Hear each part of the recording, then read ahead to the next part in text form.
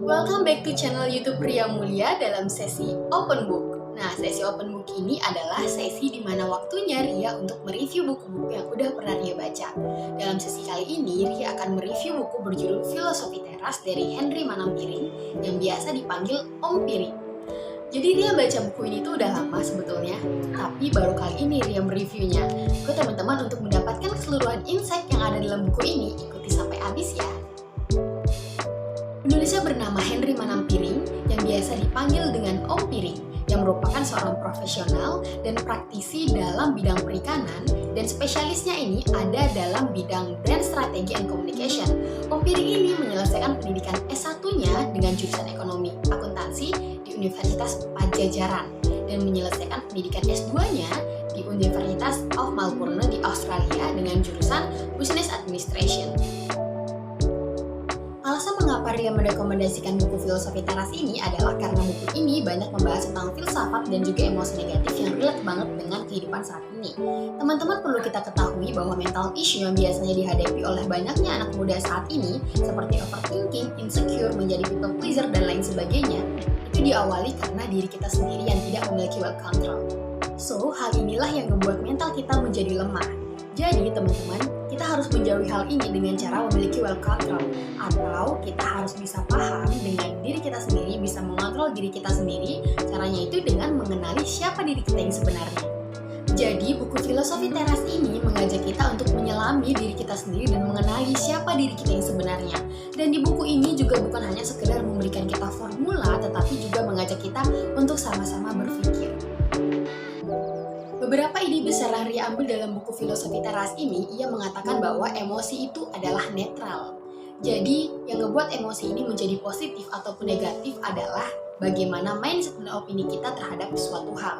Misalkan, kita sedang kecewa ketika kita tidak berhasil menggapai suatu hal yang sejak lama kita inginkan. Alhasil, kita kecewa, marah, sedih, atau kita menyalahkan diri kita sendiri. Hal ini itu netral, bahkan wajar. Yang ngebuat hal ini menjadi negatif adalah ketika pikiran kita menyatakan bahwa kekecewaan itu adalah sebuah kesalahan, gak benar dan gak boleh sedih, tanpa kita mengenali sebetulnya ini adalah emosi apa dan apa penyebabnya.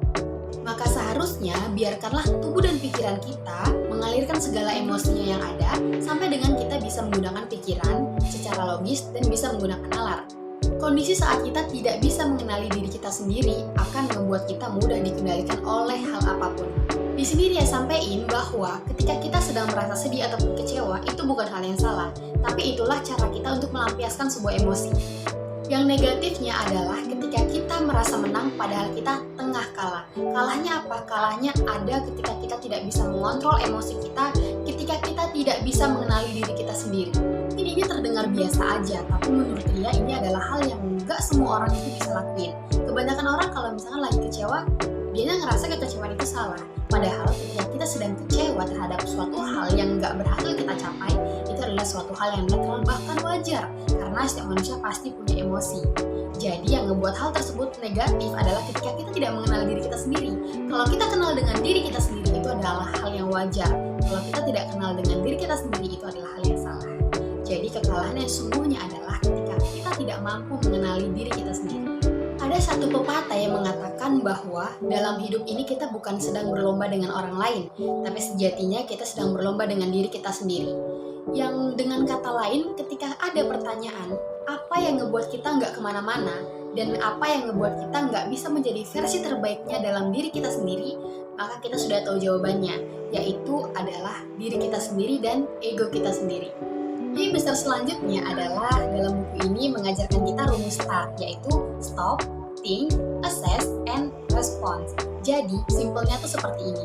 Rumus ini kita gunakan ketika kita sedang menghadapi suatu masalah atau emosi yang muncul.